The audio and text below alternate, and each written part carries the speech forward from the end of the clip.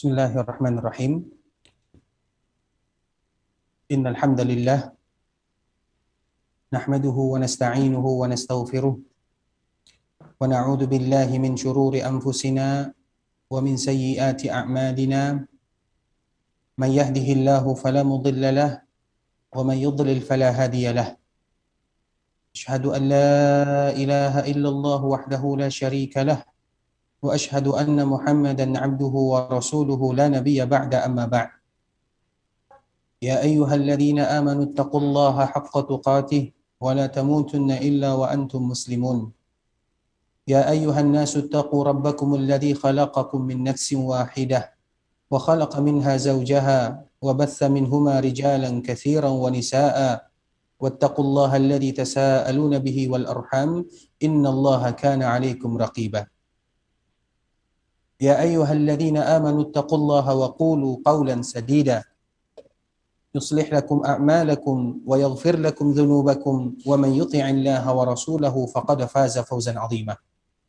أما بعد فإن أصدق الحديث كتاب الله وخير الهدى هدى محمد صلى الله عليه وسلم وشر الأمور محدثاتها فإن كل محدثة بدعة وكل بدعة ضلالة. إخوة الإسلام, saudara kaum muslimin rahimani wa rahimakumullah.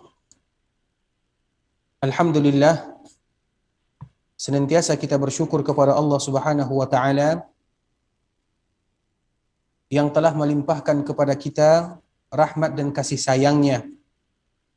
Allah berikan kepada kita kesempatan untuk bisa duduk di Masjid Rasulullah sallallahu alaihi wasallam dalam rangka membacakan ayat-ayat Allah Subhanahu wa taala dan juga hadis-hadis Rasulullah sallallahu alaihi wasallam. Dan ini merupakan di antara salah satu keutamaan yang senantiasa kita sebutkan, keutamaan Masjid Rasulullah sallallahu alaihi wasallam, sebagaimana sebuah hadis yang disampaikan oleh Abu Hurairah radhiyallahu taala anhu bahwa Nabi menyebutkan, man jaa masjidi hadza la ya'tihi illa li khairin yata'allamuhu aw yu'allimuhu fahuwa bimanzilatil mujahidi fi sabilillah wa man jaa li ghairi dzalika fahuwa bimanzilatir rajul yanzuru ila mata'i ghairihi. Rasulullah sallallahu alaihi wasallam pernah berpesan dan menyebutkan kepada kita bersama, barang siapa yang datang ke Masjid Rasulullah sallallahu alaihi wasallam untuk mencari kebaikan, untuk belajar ataupun mengajar, maka dia ibarat orang yang sedang berjihad di jalan Allah Subhanahu wa taala. Datang ke Masjid Rasulullah sallallahu alaihi wasallam bukan sembarangan datang, namun kita memiliki visi dan misi yang mulia, mendapatkan kebaikan, banyak kebaikan-kebaikan yang bisa kita bawa pulang, banyak kebaikan-kebaikan yang bisa menaikkan derajat kita di sisi Allah Subhanahu wa taala, sebagaimana banyak kebaikan-kebaikan yang akan bisa menggugurkan dan menghilangkan dosa-dosa kita semuanya. Karena memang harapan kita tidak lain tidak bukan adalah bagaimana Allah ampunkan dosa kita. Tujuan kita beribadah kepada Allah Subhanahu wa taala agar Allah mudahkan urusan kita.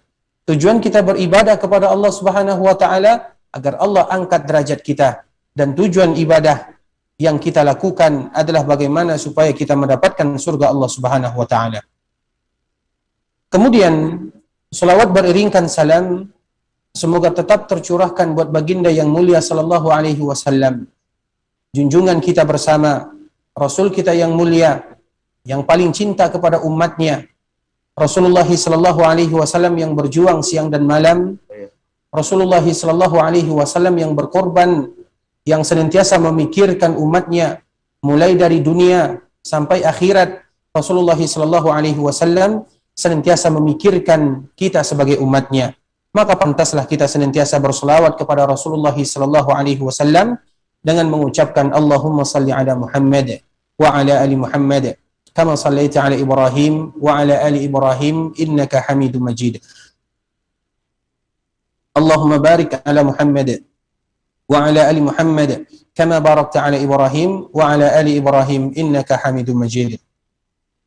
Ikhwatal Islam, saudara kaum muslimin, para jemaah, ikhwani fillah, rahimani wa rahimakumullah. Pada kesempatan yang berbahagia ini, kita akan melanjutkan pembahasan kita tentang untuk apa Allah Subhanahu wa taala menciptakan kita bersama. Dan ayat yang pertama yang Allah Subhanahu wa taala turunkan adalah perintah untuk beribadah. Ya ayyuhan nasu ubudu rabbakumul ladzi khalaqakum. Wahai manusia, beribadahlah kalian kepada Allah Subhanahu wa taala. Bagaimana kita betul-betul beribadah kepada Allah? Bagaimana kita betul-betul menjauhi seluruh yang dilarang atau seluruh yang bisa membinasakan kita di dunia ataupun di akhirat? Kita mengetahui syaitan merupakan musuh yang nyata bagi anak Adam. Dan syaitan senantiasa mencari celah agar bisa menyesatkan anak Adam. Cara yang pertama adalah agar mereka bisa melakukan kesyirikan. Cara syaitan yang pertama menggoda anak Adam adalah bagaimana supaya mereka bisa terjatuh ke lembah kesyirikan dengan berbagai macam ragam kesyirikan yang mereka lakukan. Yang kedua, kalau seandainya dia gagal,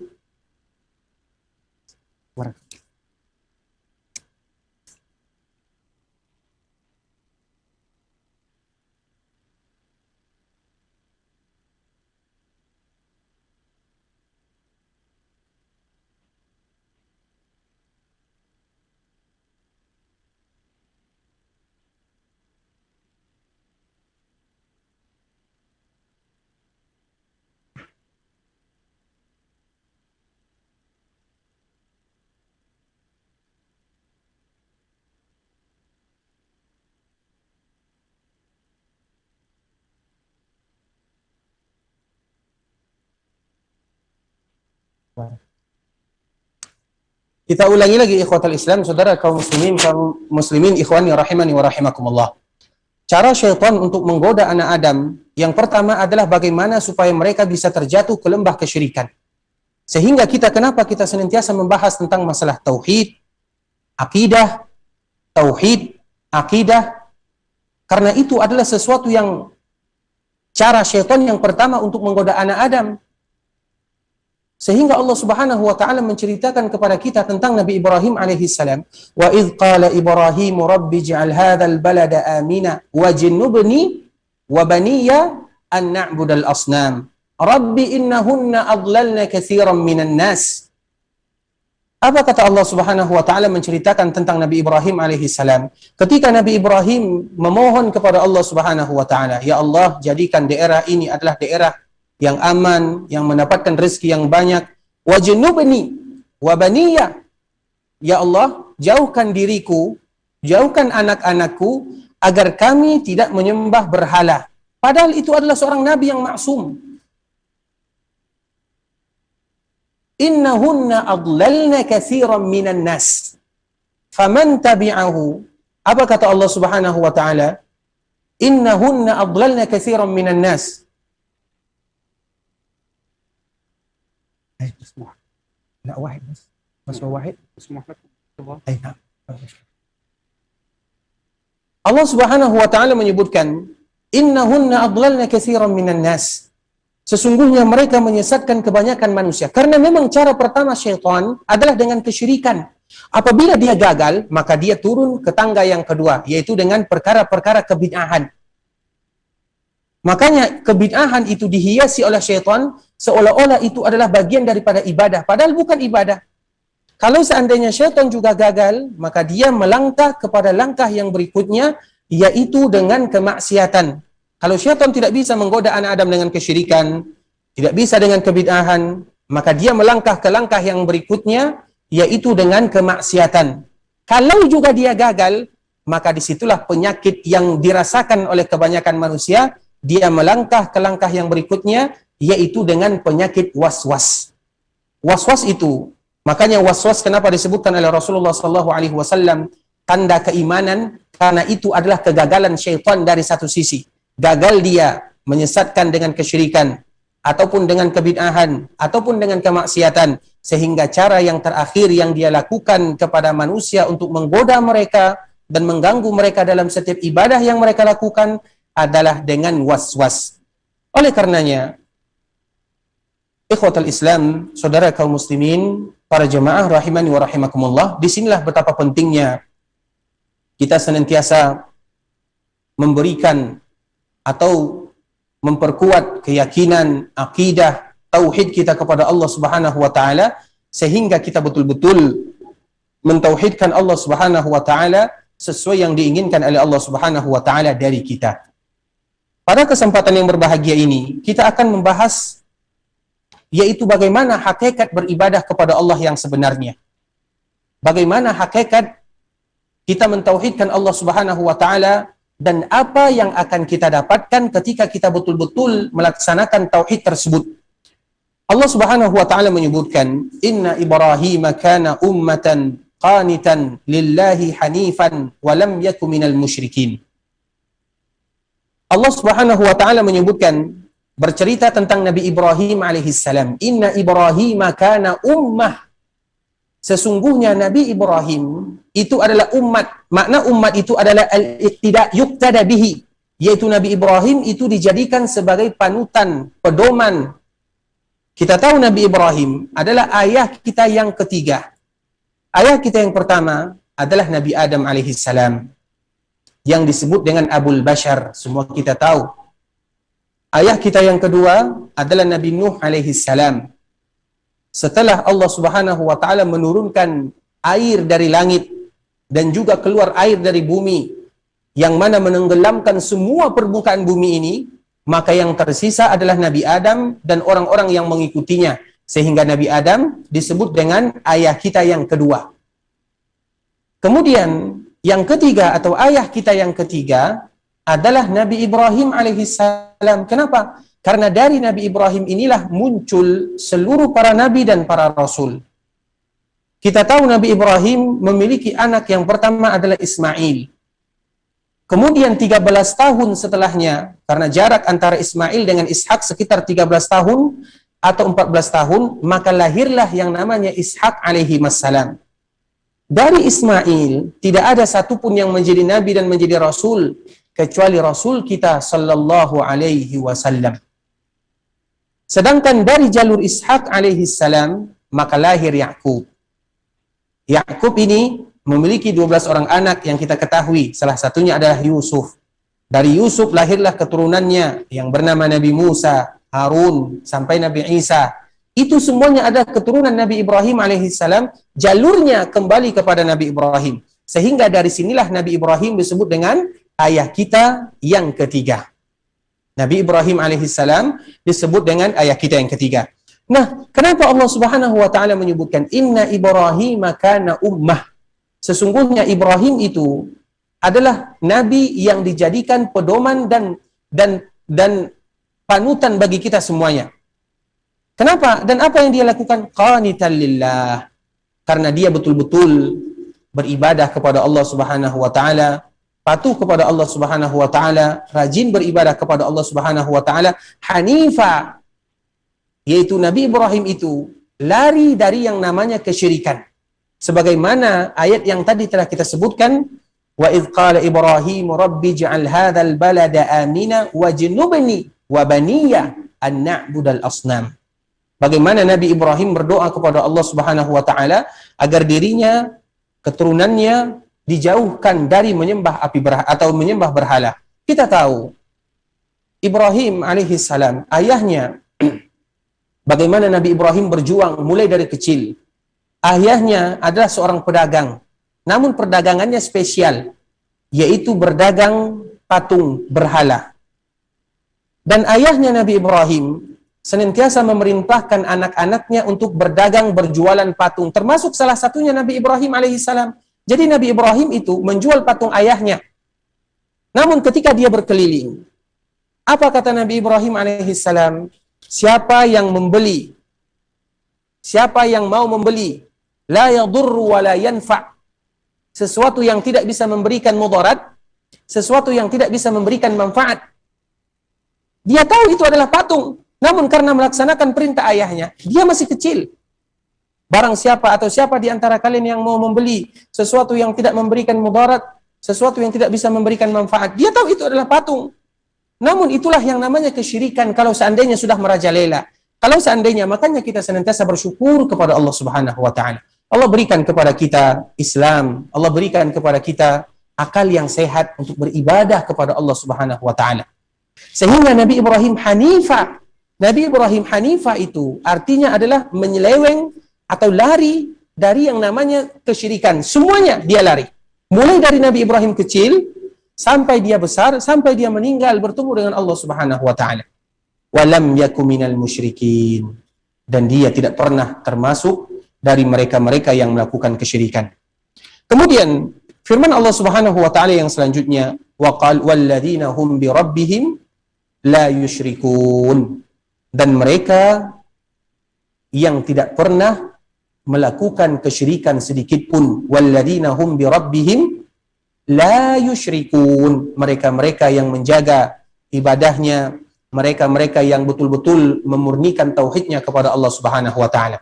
Sekarang kita akan membahas ikhwatul Islam, apa sih kalau seandainya kita betul-betul melakukan tauhid ini semaksimal mungkin? Hakikat tauhid itu apabila kita lakukan, apa yang akan kita dapatkan? Maka di sini ada sebuah hadis yang sangat agung sekali yang kita kenal dengan hadis bagi mereka yang ingin masuk ke dalam surga tanpa dihisab dan tanpa diazab. Mereka yang ingin masuk surga tanpa dihisab dan tanpa diazab, maka dengarkan baik-baik apa yang disebutkan oleh Rasulullah SAW. Tentunya semua kita menginginkan yang demikian. Yaitu an Husain bin Abdurrahman qal, kuntu inda Sa'id bin Jubair, faqala ayyukum ra'al kawkab alladhi inqadda al-barihah.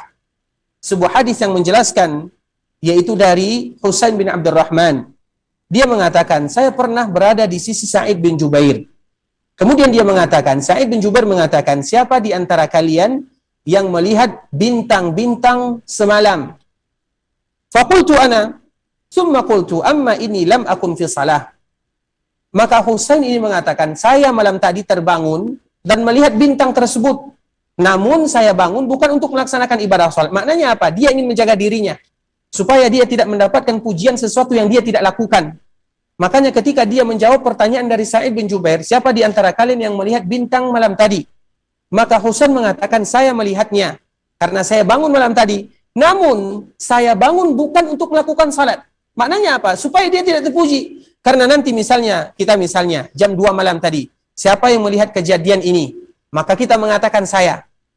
Supaya menghilangkan anggapan orang bahwa kita bangun di malam hari untuk melaksanakan ibadah salat, maka kita mengatakan, saya malam tadi bangun bukan untuk salat, namun hanya karena terbangun begitu saja. Supaya apa? Supaya menjaga diri. Begitu juga dengan Husain bin Abdurrahman. Dia mengatakan, amma inni lam akun fi salah. Aku malam tadi melihat bintang-bintang tersebut bukan karena aku melakukan ibadah salat. Maknanya, dia takut mendapatkan pujian sesuatu yang dia tidak melakukannya. Karena memang di antara salah satu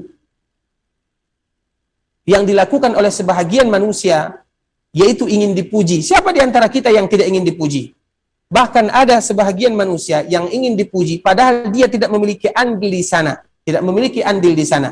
Oleh karenanya, di antara salah satu menjaganya, dan inilah yang disebut dengan keikhlasan, bagaimana kita menjaga diri kita, ibadah yang kita lakukan cukuplah antara kita dengan Allah Subhanahu wa taala, dan para ulama telah memberikan kepada kita contoh bagaimana kita betul-betul berusaha semaksimal mungkin untuk mengikhlaskan ibadah hanya karena Allah Subhanahu wa taala.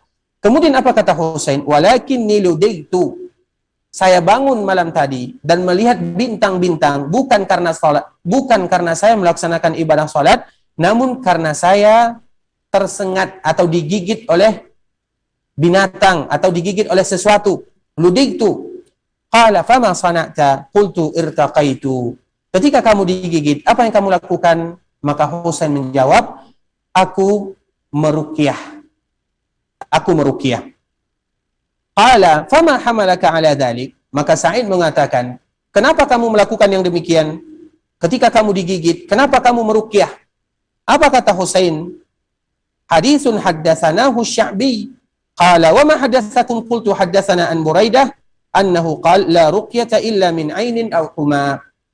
Husain meruqyah dirinya karena memang dianjurkan bagi kita untuk meruqyah diri kita pribadi. Sebuah hadis yang dia dengarkan dari Buraidah bahwa Nabi Shallallahu alaihi wasallam bahwa dia mengatakan la ruqyata illa min ainin aw huma. Tidak boleh meruqyah seseorang kecuali karena terkena penyakit ain dan juga karena dia demam atau digigit oleh sesuatu yang ada sengatnya. Makanya Husain dia meruqyah dirinya karena dalil tersebut. Kemudian apa kata Sa'id bin Jubair, dan di sini makna daripada hadis yang kita ingin sampaikan. Qad ahsana man intaha ila ma sami. Alangkah indahnya apa yang kamu lakukan ketika kamu melakukan sesuatu ada dalilnya. Walakin haddatsana Ibnu Abbas, akan tetapi kami diberitahukan oleh Abdullah bin Abbas bahwa Nabi sallallahu alaihi wasallam mengatakan, dan ini adalah hadis yang sangat indah yang mana semoga Allah Subhanahu wa taala memasukkan kita di antara salah satu bagian daripada mereka. Apa kata Rasulullah sallallahu alaihi wasallam? Uridat alayyal umam. Diperlihatkan kepadaku banyak umat, kata Rasulullah sallallahu alaihi wasallam. Maka saya melihat ada seorang nabi, faraaitun nabiyya wa ma'ahu ar-raht. Ada seorang nabi yang dia membawa umat yang lumayan banyak, tapi tidak terlalu banyak. Ar-rahtu. Ar-rahtu itu adalah bilangan yang tidak lebih, ada sebahagian para ulama menyebutkan tidak lebih daripada 30, ada tidak lebih daripada 10. Ar-rahtu. Wan nabi wa ma'ahu ar-rajul war rajulan. Ada nabi yang pengikutnya cuma satu orang atau dua orang, padahal mereka itu adalah nabi. Wan nabiyyu wa laysa ma'ahu ahad. Ada nabi yang dibangkitkan oleh Allah Subhanahu wa taala di akhirat namun tidak ada satupun pengikutnya. Dan kita tahu jumlah para nabi dan para rasul sebagaimana yang disebutkan oleh Imam Ahmad, dinukilkan oleh Imam Ahmad dari sahabat Abu Dzar bahwa nabi itu jumlahnya 240.000. Sedangkan nabi itu jumlahnya 240.000, sedangkan rasul itu jumlahnya sama dengan jumlah orang yang ikut bersama Nabi sallallahu alaihi wasallam dalam perang Badar. Berapa sahabat yang ikut dalam perang Badar? Siapa yang tahu? Angkat tangan. 300 berapa? 313. 313. Berarti begitulah jumlah para rasul, sama jumlah mereka dengan sekitar dengan mereka yang ikut bersama Nabi sallallahu alaihi wasallam ketika perang Badar. Kemudian apa kata Rasulullah sallallahu alaihi wasallam? Kemudian setelah itu aku melihat ada umat yang sangat banyak bersama nabinya. Fa dhanantu annahum ummati. Kemudian aku mengira bahwa itu adalah umatku. Faqila li hadza Musa wa qaumuh. Maka ada yang mengatakan kepadaku, yaitu malaikat Allah, ini adalah Nabi Musa dan kaumnya. Karena memang Nabi Musa memiliki pengikut yang sangat banyak. Bani Israel, supaya kita lebih mengetahui sedikit, Israel itu adalah nama lain daripada Nabi Ya'qub. Ya'qub alaihi salam, nama lainnya adalah Israel.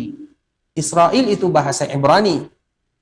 Arti Israel, karena il itu di dalam bahasa mereka artinya adalah Allah. Sehingga Israel itu artinya adalah Abdullah, hamba Allah.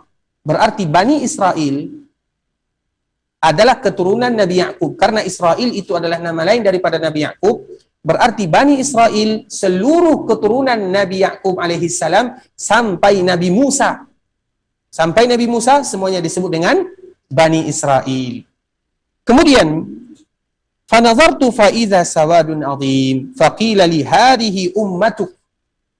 Kemudian diperlihatkan kepadaku umat yang sangat banyak. Faqila li hadhihi ummatuk, ini adalah umatmu. Wa ma'ahum sab'una alfan yadkhuluna al-jannata bighairi hisabin wala azab. Inilah balasan bagi mereka yang betul-betul mentauhidkan Allah Subhanahu wa taala. Apa balasannya? Diperlihatkan kepada Nabi sallallahu alaihi wasallam umatnya. Dan di antara umat Nabi sallallahu alaihi wasallam ada 70.000 orang. Yadkhulunal jannata bighairi hisabin wala azab. Mereka masuk surga tanpa hisab, tanpa azab. 70.000, sedikit sekali. Kalau seandainya 70.000, sahabat Nabi berapa jumlahnya? Tabi'in berapa jumlahnya? Atba'ut tabi'in berapa jumlahnya?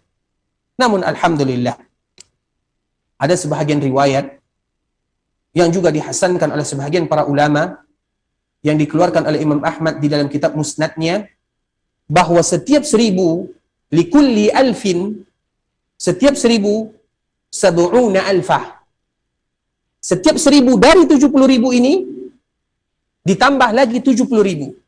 Dikalikan. Hadis pertama, disebutkan di dalam hadis ini, hadis Husain, bahwa umat Nabi SAW ada 70.000 yadkhulunal jannata bighairi hisabin wala azab. Mereka masuk surga tanpa hisab, tanpa azab. Di dalam riwayat yang lain, dari 70.000 ini, setiap 1000 dari 70.000 ini, dikalikan lagi 70.000. Siapa yang tahu berapa jumlahnya?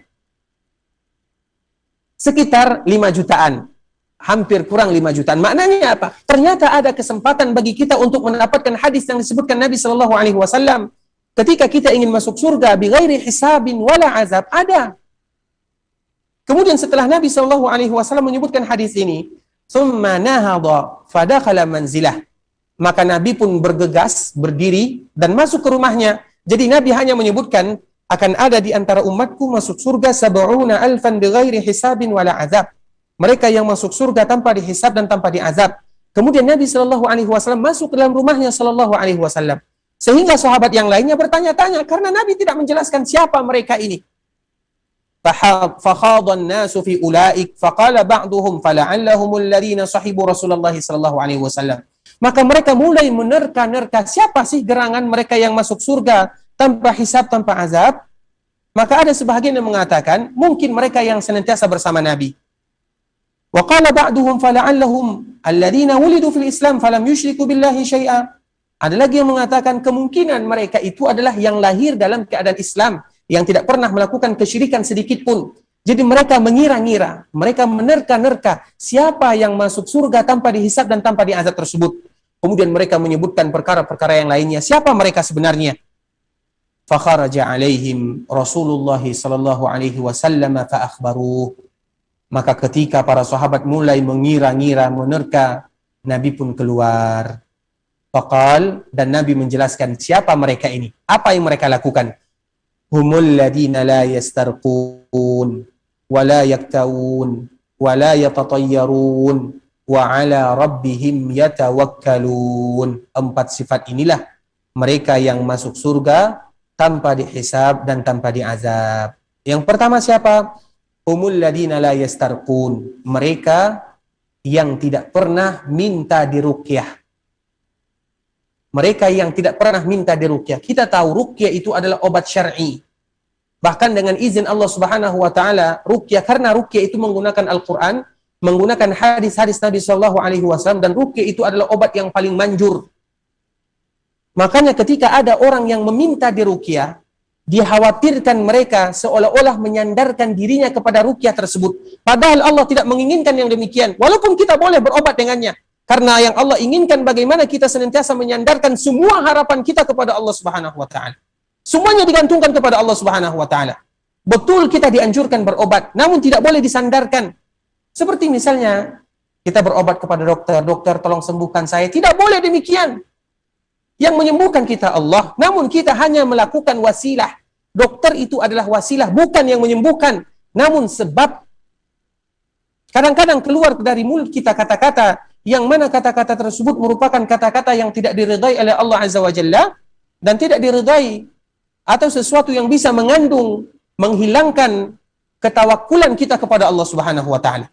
Makanya humul ladina la yastarqun, mereka yang tidak meminta dirinya untuk diruqyah. Jadi ada 2. Yang pertama yang meruqyah, dan yang kedua yang minta diruqyah. Yang meruqyah tidak termasuk ke dalam hadis ini karena mereka melakukan kebaikan. Sedangkan yang termasuk adalah mereka yang minta dirinya untuk diruqyah. Padahal itu adalah sesuatu yang diperbolehkan. Namun supaya kita betul-betul menggantungkan harapan kita semuanya kepada Allah Subhanahu wa taala. Makanya kalau ada di antara teman kita yang sakit, yang harus diruqyah, maka jangan sampai mereka minta untuk diruqyah. Kita yang menawarkan atau kita yang mencarikan, supaya kita tetap termasuk ke dalam hadis yadkhulunal jannata bighairi hisabin wala azab. Kemudian yang kedua, wala yaktawun, mereka yang tidak berobat dengan kai. Kai itu adalah berobat dengan api. Karena sempurna, maka akan ada orang yang datang yang membawa kabar gembira. Apabila ada kupu-kupu yang rusak, berarti akan ada yang meninggal, atau ada musibah, atau ada malapetaka, kalau ada di antara kita yang menabrak kucing, kemudian tidak kita kuburkan dengan baju kita, maka kita akan mendapatkan kebinasaan. Itu semuanya adalah tatayur. Itu semua ada tatayur. Wala yatatayyarun. Silahkan, misalnya apabila ada suara burung hantu di rumah kita, maka siap-siaplah ada sesuatu yang akan terjadi. Itu semuanya adalah tatayur. Mana harapan kita kepada Allah Subhanahu wa Ta'ala? Allah menginginkan agar kita senantiasa menggantungkan, takut, berharap hanya kepada Allah Azza wa Jal, bukan kepada siapa-siapa.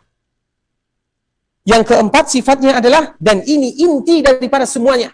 Inti daripada semuanya, yang masuk surga tanpa dihisab dan tanpa diazab, wa ala rabbihim yatawakkalun, yaitu mereka yang betul-betul bertawakal kepada Allah Subhanahu wa Ta'ala. Karena semuanya adalah dengan tawakal kepada Allah Subhanahu wa Ta'ala.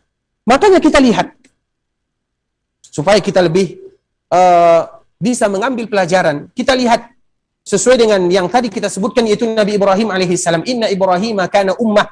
Karena Nabi Ibrahim itu dijadikan pelajaran. Kita ambil kisah-kisah Nabi Ibrahim.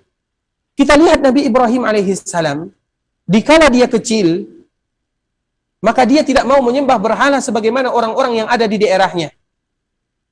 Bahkan ketika ada hari raya kaumnya, sengaja dia, dan ini adalah di antara salah satu kebohongan, sebenarnya bukan kebohongan, ini adalah di antara salah satu cara Nabi Ibrahim mengatakan inni saqim.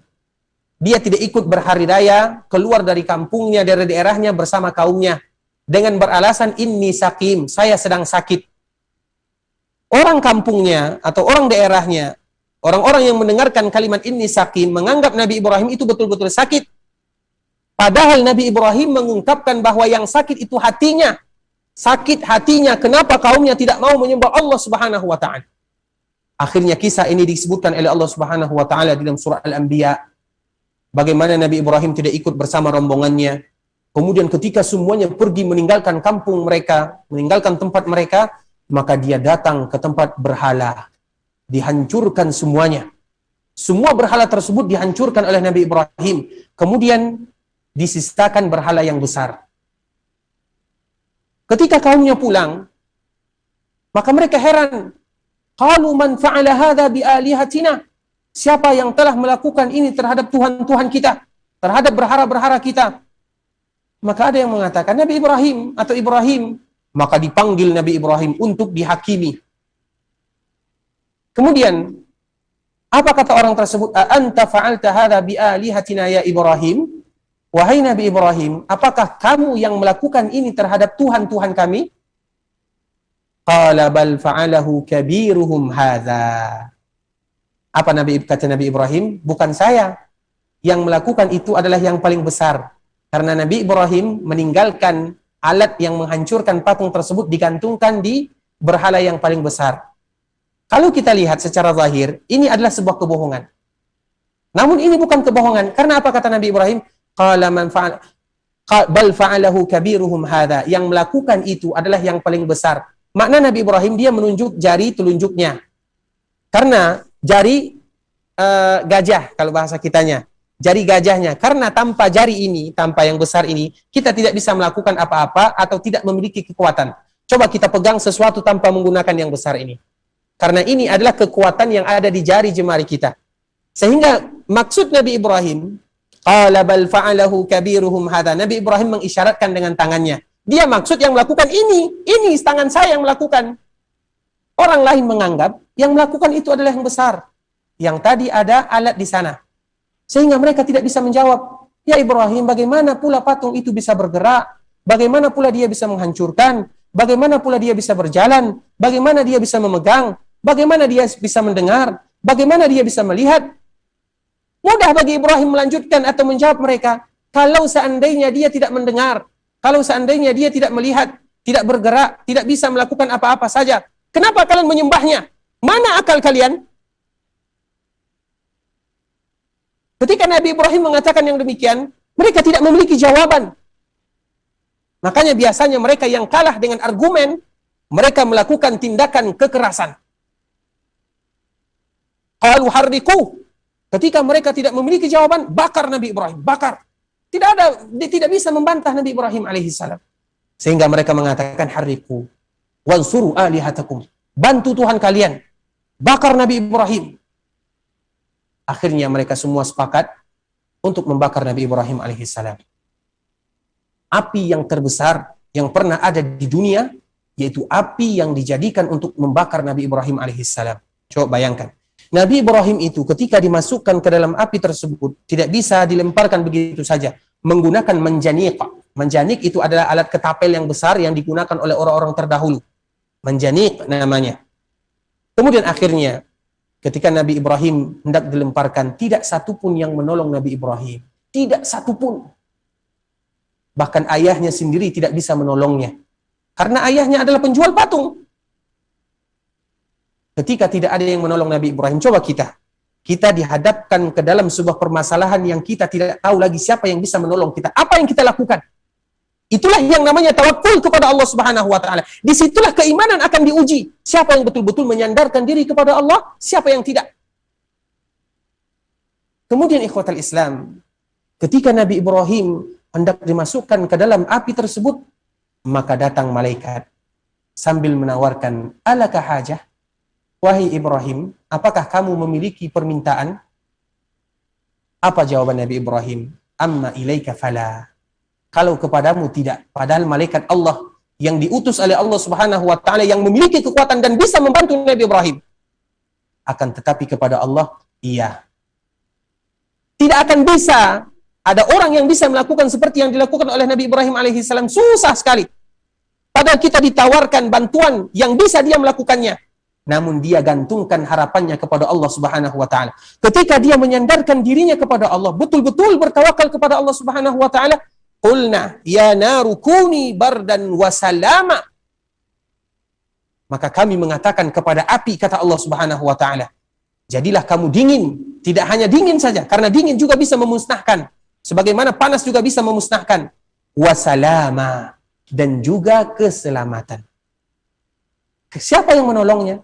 Allah Subhanahu wa taala. Itulah yang disebut dengan tawakkul. Sehingga dari ayat yang pertama tadi kita sebutkan inna Ibrahim kana ummah.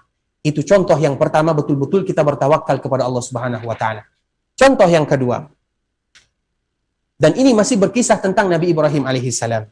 Kita mengetahui Nabi Ibrahim ketika menikah dengan Sarah belum dikaruniai oleh Allah Subhanahu wa taala keturunan. Akhirnya menikah dengan Hajar yang melahirkan Ismail. Kita tahu Hajar ini, siapa Hajar ini? Hajar ini, supaya kita tahu bahwa keturunan Nabi Shallallahu Alaihi Wasallam adalah keturunan yang mulia. Hajar ibunda Ismail, dia adalah ratu yang ada di daerahnya. Kemudian terjadi peperangan.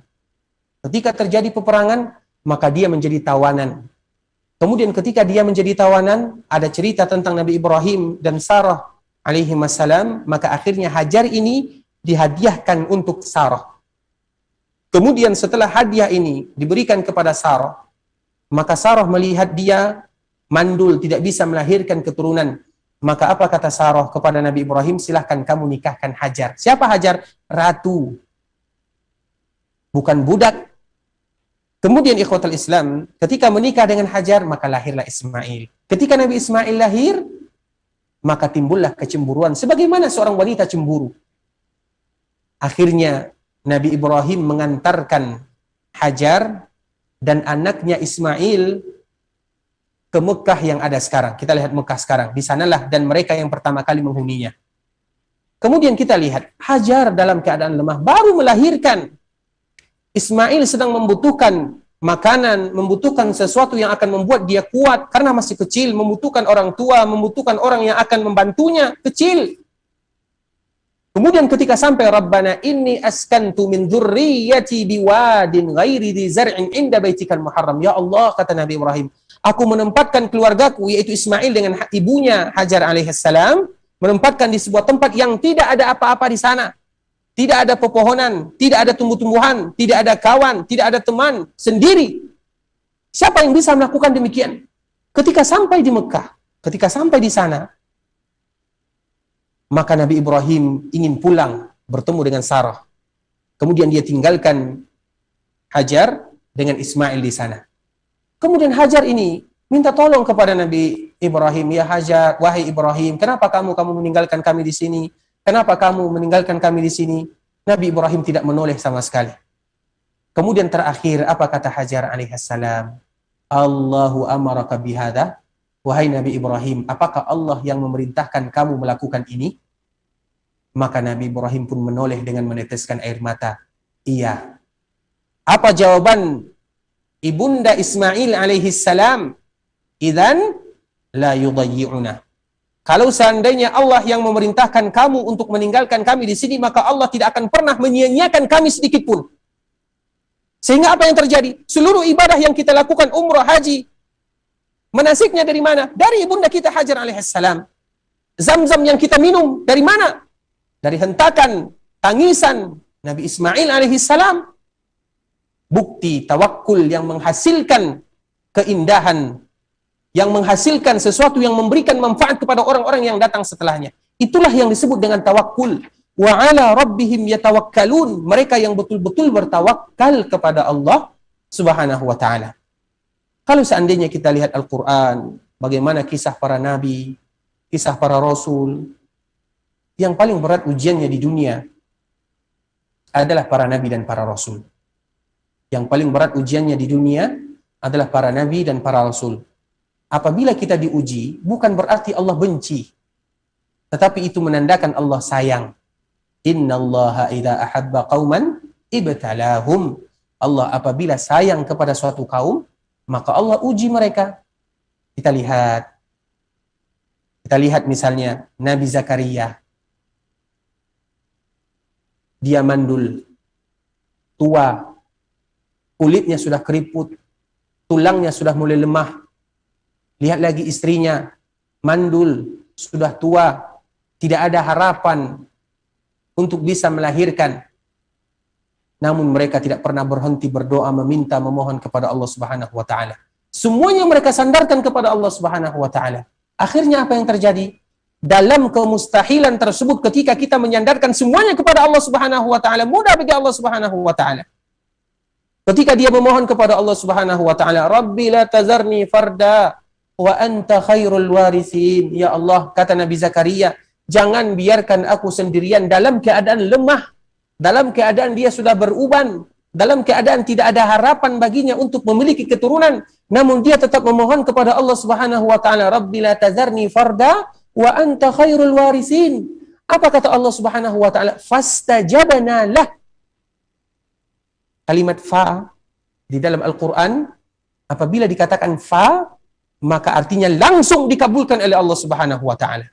Fastajabna lah, maka kami langsung kabulkan, kami hadiahkan dia, sehingga anaknya disebut dengan Yahya. Yahya apa artinya? Yahya itu yang hidup. Kenapa? Karena tidak ada harapan baginya untuk menyambung keturunannya. Karena seseorang apabila tidak ada keturunan, seolah-olah dia hilang. Tidak ada yang menyambung nasabnya, nasabnya selesai habis. Ketika Nabi Zakaria diberikan keturunan, maka dia menyebut dengan Yahya, yang bisa kembali menghidupkan dirinya. Karena nanti ketika dia meninggal, maka yang akan meneruskan visi dan misinya adalah anaknya, dan mana Allah Subhanahu wa taala memberikan kepada Nabi Zakaria Yahya dikala dia sudah tua, tidak ada harapan baginya untuk memiliki keturunan. Namun itulah yang namanya tawakal. Bukan berarti tawakal itu tidak berusaha, ikhwatul Islam. Namun dengan usaha tetap kita lakukan. Namun mereka yang betul-betul menyandarkan dirinya kepada Allah Subhanahu wa taala, sehingga Allah Subhanahu wa taala menyebutkan wa ala rabbihim yatawakkalun, dan mereka betul-betul menyandarkan, bertawakal kepada Allah Subhanahu wa taala. Juga Allah Subhanahu wa taala sebutkan. Hari ini insyaallah semuanya kisah saja ya, supaya kita lebih semangat beribadah kepada Allah, menyandarkan diri kita kepada Allah Subhanahu wa taala. Kita lihat lagi, dan ini semuanya dikisahkan oleh Allah Subhanahu wa taala di dalam Al-Qur'an. Kita lihat lagi Nabi Musa. Dikala dia kecil, Nabi Musa alaihi salam adalah nabi yang juga diuji oleh Allah Subhanahu wa taala mulai dari mereka kecil. Yang mana pemimpin yang ada di zamannya adalah pemimpin yang membunuh semua anak-anak Bani Israel yang lahir. Karena dia bermimpi, ada dukun, ada paranormal yang mengatakan kepada Fir'aun tersebut, Fir'aun itu adalah nama kata lain bagi mereka yang memimpin. Jadi Fir'aun itu banyak. disebutkan kepadanya bahwa akan ada dari Bani Israel yang akan menggantikan posisimu atau yang akan meruntuhkan posisimu. Sehingga dia memerintahkan seluruh anak-anak Bani Israel yang lahir dibunuh. Salah satunya adalah Nabi Musa. Kita lihat bagaimana ibunya. Ketika Nabi Musa lahir, ibunya sembunyi. Namun berapa lama dia bisa sembunyi? Akhirnya Allah Subhanahu wa taala mengilhamkan kepada ibunya untuk melemparkan anaknya Nabi Musa ini ke sungai Nil. Ibu mana yang bisa menghanyutkan atau yang membiarkan anaknya begitu saja? Tidak ada. Namun itulah tawakal kepada Allah Subhanahu wa taala. Itulah tawakal kepada Allah Subhanahu wa taala. Yang mana pada akhirnya Nabi Musa ini didapatkan oleh musuhnya, ada di rumah musuhnya. Dia takut dari musuhnya, namun didapatkan oleh musuhnya. Didapatkan oleh Asia rahimahullah, istrinya Fir'aun. Kemudian dibawa kepada Fir'aun. Ketika Fir'aun melihatnya, langsung dia mengetahui bahwa ini adalah anak Bani Israel. Bunuh dia. Bunuh dia, kata Fir'aun. Di sanalah Allah Subhanahu wa taala memberikan pertolongan karena tawakal orang tuanya. Orang tuanya di rumah yang menyerahkan dirinya kepada Allah Subhanahu wa taala, bertawakal kepada Allah, tentunya berdoa kepada Allah Subhanahu wa taala. Mudah bagi Allah Subhanahu wa taala menjadikan sebuah itu sebab menjadi sebab sehingga Allah luluhkan hati Asiyah, istrinya Fir'aun. Akhirnya dia mengatakan kepada Fir'aun, wahai Fir'aun, tidak ada salahnya, cuman satu saja kita tidak membunuhnya, satu saja. Cukuplah, yang satu ini saya akan menjaganya, saya akan merawatnya. Kemudian di sanalah Nabi Musa alaihi salam diuji. Apa kata Fir'aun? Kalau seandainya dia berhasil, maka kita akan jaga dia. Kita akan jadikan dia sebagai seorang anak. Namun kalau seandainya dia gagal, kita akan bunuh dia. Ditawarkan antara makanan, buah-buahan dengan bara api. Ketika Nabi Musa ingin mengambil buah-buahan, maka akhirnya dia mengambil bara api sehingga mengenai lisannya. Makanya Nabi Musa tidak terlalu ahli berbicara sebagaimana Harun. Sehingga Nabi Musa bermohon kepada Allah, ya Allah jadikan saudaraku Harun juga menjadi nabi. Dan ini adalah nabi yang paling memberikan syafaat kepada saudaranya, yaitu Nabi Musa, yang berhasil menjadikan saudaranya Harun menjadi nabi untuk menolongnya berbicara. Karena alasan yang tadi kita sebutkan. Akhirnya, ketika Nabi Musa dijaga di rumah bebuyutan musuh bebuyutannya, coba bayangkan. Padahal itulah yang ditakutkan oleh Fir'aun. Namun tanpa dia sadari, musuhnya itu ada di rumahnya. Apabila itu sudah dia menjadi anak angkatnya, tentunya dia memberikan fasilitas, ibarat fasilitas orang yang tinggal di kerajaan, tinggal di rumah yang mewah, diberikan semuanya. Kemudian ketika Nabi Musa alaihissalam untuk menenangkan ibunya, bagaimana cara Allah mengembalikan Nabi Musa kepada ibunya? Nabi Musa tidak mau minum, tidak mau menyusui kecuali kepada ibunya. Dicari, maka didapatkanlah ibunya itu sendiri tanpa mereka sadari. Akhirnya Nabi Musa berada kembali di genggaman ibunya setelah berpisah. Dan dia berada dalam keadaan aman karena berada dalam pengawasan. Sebagaimana dia juga mendapatkan gaji dari Fir'aun karena sudah berhasil menyusui Nabi Musa. Padahal itu ibunya. Begitulah cara Allah Subhanahu wa taala. Mudah bagi Allah Subhanahu wa taala apabila kita bertawakal kepada Allah Subhanahu wa taala menjadikan sebuah itu sebab menjadi sebab. Tinggal bagaimana keyakinan kita terhadap apa yang disebutkan oleh Rasulullah sallallahu alaihi wasallam, wa ala rabbihim yatawakkalun. Mereka yang senantiasa bertawakal kepada Allah Subhanahu wa taala. Kemudian ikhwatal Islam, saudara kaum muslimin rahimani wa rahimakumullah, faqama Ukkashah bin Mihsan. Maka ketika Nabi menyebutkan yang demikian, akan ada 70.000 orang masuk surga tanpa dihisab dan tanpa diazab, kemudian menyebutkan ciri-ciri dan sifat-sifatnya, maka berbicaralah langsung Ukkashah ini adalah salah seorang sahabat yang dia menjadi syahid ketika diutus oleh Rasulullah SAW. Karena saking semangatnya, dan ini adalah di antara rekomendasi Nabi SAW kepada para sahabat yang pasti masuk ke dalam surga. Kita tahu ada sebagian para sahabat yang betul-betul disebutkan Nabi SAW masuk surga. Seperti yang kita kenal dengan Al-Ashra Al-Mubashirin, yaitu 10 orang yang dijamin fulan di dalam surga, Abu Bakar dalam surga, Umar di dalam surga, Utsman fil jannah, Ali fil jannah, Abdurrahman bin Auf. Kemudian yang selanjutnya semuanya disebutkan masuk surga. Di antara salah satunya adalah Ukkashah. Walaupun semua sahabat pasti masuk surga. Karena tidak mungkin orang yang diridhai oleh Allah Subhanahu wa taala tidak masuk surga. Dan itu merupakan keyakinan kita bersama untuk para sahabat yang mulia radhiyallahu taala anhum, yaitu orang-orang yang diridhai oleh Allah Subhanahu wa taala pasti masuk ke dalam surga. Faqama Uqashah bin Mihsan faqala ya Rasulullah ud'u Allah an yaj'alani minhum. Maka Uqashah ini berdiri dan mengatakan, ya Rasulullah, berdoalah kepada Allah atau doakan diriku agar aku termasuk salah satu di antara yang 70.000 tersebut. Dan ini kita ambil pelajaran dari sini, yaitu minta didoakan kepada orang saleh yang masih hidup, yang disebut dengan tawassul. Tawassul itu ada dengan 3 cara. Yang pertama, tawassul dengan amalan kita, amalan yang saleh. Seperti misalnya kita sholat sunat 2 rakaat, atau kita membaca Al-Quran, atau kita bersedekah, atau kita umrah, atau kita haji. Kemudian kita berdoa kepada Allah, ya Allah, terima ibadahku, terima sholatku, terima Quranku, terima sedekahku. Kemudian dengan engkau menerima ibadahku tersebut, kabulkan permintaanku. Kemudian kita meminta kepada Allah Subhanahu wa taala. Dan harus kita lakukan yang demikian. Berdoa kepada Allah dengan mendahului amalan-amalan saleh. Itu tawassul yang pertama. Tawassul yang kedua adalah bertawassul dengan nama dan sifat-sifat Allah Subhanahu wa taala. Misalnya kita menyebutkan ya Hayyu ya Qayyum bi rahmatika astaghits, kemudian kita meminta ya Rahman ya Rahim ya Razzaq ya Karim. Kita dahulukan doa kita tersebut dengan nama-nama dan sifat-sifat Allah yang mulia. Itu adalah tawassul dengan nama dan sifat-sifat Allah Subhanahu wa taala. Dan yang terakhir, tawassul itu adalah tawassul dengan doa orang saleh yang masih hidup. Ini poin penting yang harus kita ketahui. Bertawassul kepada Allah Subhanahu wa taala dengan doa orang yang saleh yang masih hidup. Ketika mereka masih hidup, kita datang kepadanya, Ustaz, siapapun misalnya dia, kita lihat orang saleh, baik itu dia seorang mubalik ataupun tidak, seperti orang tua kita, keluarga kita yang kita anggap dia adalah orang saleh, doakan diriku agar Allah memudahkan urusanku, doakan diriku. Sebagaimana yang dilakukan oleh Uqashah radhiyallahu taala anhu, yaitu minta didoakan oleh orang yang saleh yang masih hidup. Sedangkan bagi mereka yang sudah meninggal, selesai kewajibannya. Karena bagaimanapun yang meninggal, kita yang mendoakannya. Sebagaimana yang disebutkan oleh Rasulullah SAW ketika kita berziarah. Hadis Abu Hurairah radhiyallahu taala anhu. Setiap kali kita berziarah, kita yang mendoakan, Assalamualaikum ya ahlad diyari minal mu'minina wal muslimin, wa inna insyaallahu bikum lahikun, wa nas'alullaha lana wa lakumul afiyah. Kita yang mendoakan mereka.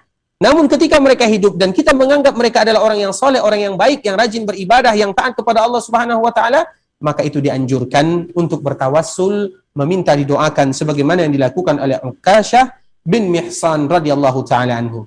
Kemudian apa kata Rasulullah sallallahu alaihi wasallam, dan ini adalah kabar gembira untuk Uqashah ketika dia masih hidup.